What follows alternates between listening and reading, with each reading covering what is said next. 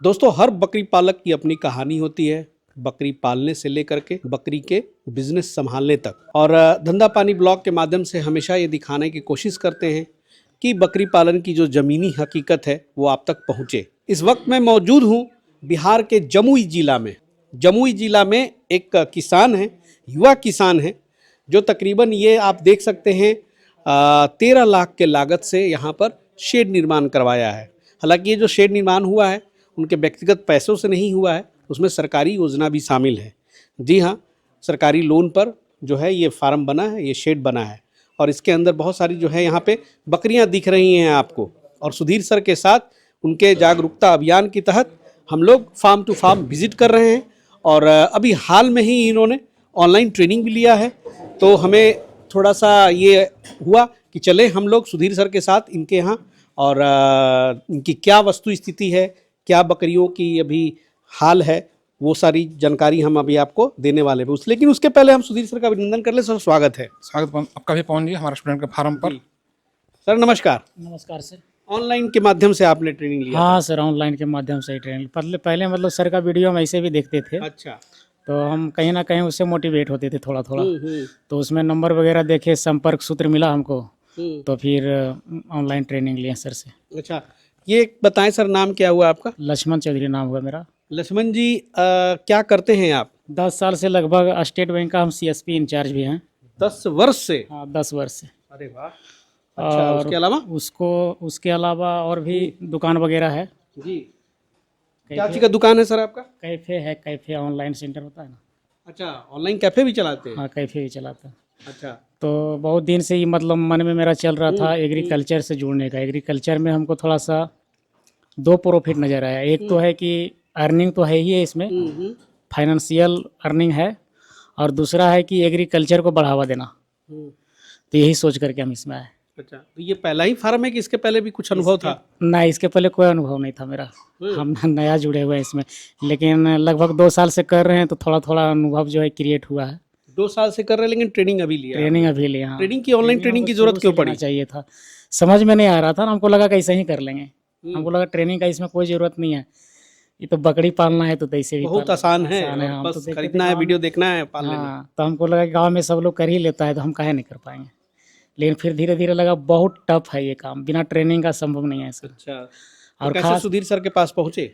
वही वीडियो देखते थे फेसबुक, तो रात में कभी कभी देखते हैं, तो लगभग सर का वीडियो 2-4-5 बार लाइक किए, तो प्रत्येक दिन 2-4-10 वीडियो हम देख लेते थे। अगर नहीं आ रहा है तो फिर सर्च करके देख लेते थे, सर का नाम लिख करके। उसके बाद संपर्क सूत्र हमको मिला, तो हमको लगा कि ऑनलाइन ट्रेनिंग का व्यवस्था नहीं है, सिर्फ ऑफलाइन का ही होगा। तो हम जाने से वहाँ अनेबल थे, जा नहीं पा रहे थे। फिर लगा देखे उसमें नहीं, ऑनलाइन ट्रेनिंग की भी व्यवस्था है। तो सर बता रहे थे कि इस डेट से जो है कि एक बैच चालू होने वाला। उसमें तो हम 3 महीना नंबर में लगे हुए रहते। अच्छा, अभी हाल में ही किए हैं, पिछले महीने? हाँ, अच्छा। रजिस्ट्रेशन करवाने के बाद। अच्छा।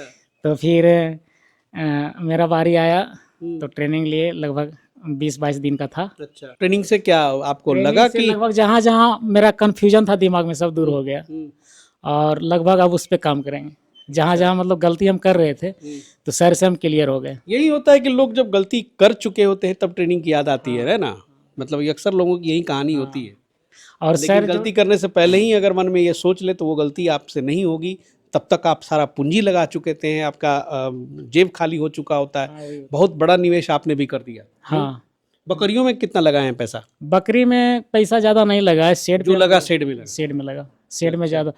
कुछ पैसा अगर बकरी में उसका 50% भी लगाते तो ज़्यादा अच्छा रहता। ज़्यादा अच्छा रहता तो ये सब जानकारी हमको मिला सुधीर सर से जी, कि ब्रीड का बहुत बड़ा महत्व होता है इसमें। सुधीर सर को आमंत्रित करेंगे सर, एक बार फिर आए। और आप तो सब हाले बकरी फार्म आप देख ही रहे हैं, तो क्या अभी क्या स्थिति पा रहे हैं अपने छात्र का? स्थिति यही है कि जितना ये खिलाने में खर्च कर रहे हैं, तो उस हिसाब से ये सब बकरी सूटेबल नहीं है। इस टाइप की बकरी रखेंगे तो कमर्शियल फार्मिंग में कभी सफल नहीं होंगे। इनकी बकरियों में दूध नहीं है, अच्छा फ्रेम नहीं है, तो जब दूध ही नहीं है तो विकास ही नहीं होगा। हाँ, ये सब बकरी वो लोग रखते हैं, जरा दिखाएंगे उधर बकरियां, जरा दिखाएं इनके जी। ये सब बकरी वो लोग रखते हैं जिनको कोई काम नहीं है, सुबह खाना खाए, लाठी लिए, यदि पहाड़ बगल में है, जंगल बगल में है, लिए चराने चले गए और शाम को लेकर घर आए, यानी कि 0 कॉस्टिंग। लेकिन ये यहाँ खरीद कर भूसा खिला रहे हैं, अनाज दाना खिला रहे हैं, तो कारण कि यहाँ पर जंगल झाड़ पहाड़ नहीं है, बच्चों में भी बिल्कुल विकास नहीं है। बिल्कुल नहीं है। एक्चुअली हुआ क्या है, देखिए वो नहीं बताया लेकिन हम क्लियर कर रहे हैं। सच सच बोलिएगा लक्ष्मण आइए जी, आइए सर, इधर लक्ष्मण जी। ये बकरी पालन स्टार्ट किए बिना ट्रेनिंग के, और एक फार्मर के संपर्क में थे, और वो फार्मर मिसगाइड हो रहे थे। फार्मर आपको आइए इधर आइए। मतलब जो उनको सजेशन देना चाहिए था वो नहीं दे पा रहे थे, गलत सजेशन मिल रहा था। बदला ले रहे थे क्या किसी चीज पता नहीं क्या ले रहे थे। जी। वो फार्मर इनको सही गाइड नहीं कर कर, हो सकता है उनको नॉलेज नहीं रहा हो, वो सिर्फ अपना बकरी इनको बेचने के चक्कर में पड़े हुए थे। मार्केटिंग के स्तर से हमको वो डील कर रहे थे, उसमें ज्यादा गड़बड़ और हो हमको लगा कि नहीं हमको हेल्प कर रहे हैं, ऐसा लगा। देखिए ये आशा लगाए हैं वो किसान है तो हमको मदद करेंगे, ताकि दिल का साफ साफ आदमी, वो अपना सिर्फ मार्केटिंग किए, उनको नॉलेज नहीं रहा होगा तो समस्या सब आया। इसलिए हम लोग हमेशा बोलते हैं कि जब भी काम कीजिए तो कोई टेक्निकल पर्सन से, कोई टेक्निकल पर्सन हम शब्द यूज कर रहे हैं, किसान शब्द यूज नहीं कर रहे हैं, सिर्फ ट्रेनिंग लीजिए, या टेक्निकल पर्सन हो सकते हैं डॉक्टर भी रहे आपके संपर्क में। लेकर के अगर करते हैं ना सर, शुरुआत में हम सर से ट्रेनिंग लेकर के करते हैं, तब तक अच्छा लेवल पे रहते हैं। ये फील होता है। हाँ, ये फील होता है। मतलब आप मैसेज देना चाहेंगे लोगों को कि ऐसी गलती ना करें। सर जो बताए, हम 20 दिन में 22 दिन में जो भी सीखे, तो उसमें कहीं कोई ऐसा किंतु परंतु है ही नहीं है जहाँ मन में क्वेश्चन बन रहा हो, कहीं कुछ नहीं है। मतलब सारा कुछ क्लियर है, मन में कोई प्रश्न बन ही नहीं रहा। तो वो फील हुआ कि नहीं वो गलती हमने कर चुका है, सब गलती हम कर लिए थे। इसलिए जो शुरू है से ही गलती करते रह गए। सही बात है। तो कैसे संभला जाए सर इनका? समझ तो हमको बोले कि यदि अभी भी आप चेतते हैं, जितना खाना खिला रहे हैं, कर रहे हैं, चराई की जगह बहुत कम आपके यहाँ है, तो सब बकरी को हटाइए, तो धारू बकरी लाइए, अच्छा फ्रेम वाली बकरी लाइए, तब कमर्शियल फार्मिंग में कीजिए। तो जो सब इतना इन्वेस्टमेंट किए हैं तब आपको कुछ रिटर्निंग मिलेगा। 1 लाख रुपए महीना आए तभी तो कुछ हो। 1 लाख रुपये कम से कम महीना इन्वेस्टमेंट के हिसाब से। और पवन जी दूसरा किसान को भी संदेश देंगे कि आप टेक्निकल पर्सन के संपर्क में रहिए। टेक्निकल पर्सन एक डॉक्टर भी हो सकते हैं आपके इलाका के, हो सकता है कि आपके बगल में कोई सरकारी हॉस्पिटल रहे या सरकारी ट्रेनिंग सेंटर रहे, खासकर कृषि विज्ञान केंद्र। कृषि विज्ञान केंद्र में डॉक्टर बैठते हैं, उनके संपर्क में भी आप आ सकते हैं। एक कोई जरूरी नहीं है कि प्राइवेट ट्रेनिंग सेंटर में जाकर पैसे दें, एक कोई जरूरी नहीं है, आपको जहां समझ में आए। लेकिन आप किसी फार्मर के संपर्क में आते हैं जिसको खुद नॉलेज नहीं है, वो क्या आपको सिखाएगा। इसलिए इस भ्रामक वीडियो से बचिए। कुछ लोग बोलते हैं कि बकरी पालन शुरू करना है तो 2 फार्म घूम लो, देख लीजिए नतीजा घूमे तो क्या हुआ। वो इसलिए बोलते हैं कि उसी बहाने तुम मेरे फार्म पर घूमने आओ, और जो बकरी नहीं बिकने वाली है ठिका दे आप, वो आपको हम थमा दें। सही सही। तो ये सब चीज से सावधान रहिए, और ट्रेनिंग कहीं से भी कीजिए तो टेक्निकल पर्सन से। वो एक डॉक्टर भी हो सकते हैं जो वेटनरी किताब पढ़ के आए हुए रहते हैं जी, और फील्ड में वर्क करते हैं, उनके पास काफ़ी अनुभव भी रहता है। हम लोग भी रात दिन फील्ड में क्यों घूमते हैं, एक से एक हम लोग केस देखते हैं, कहाँ किसको मैनेजमेंट में समस्या आ रहा है, क्या क्या रियल समस्या आ रहा है, क्या मार्केटिंग का समस्या आ रहा है, ये सब हम लोग देखते हैं।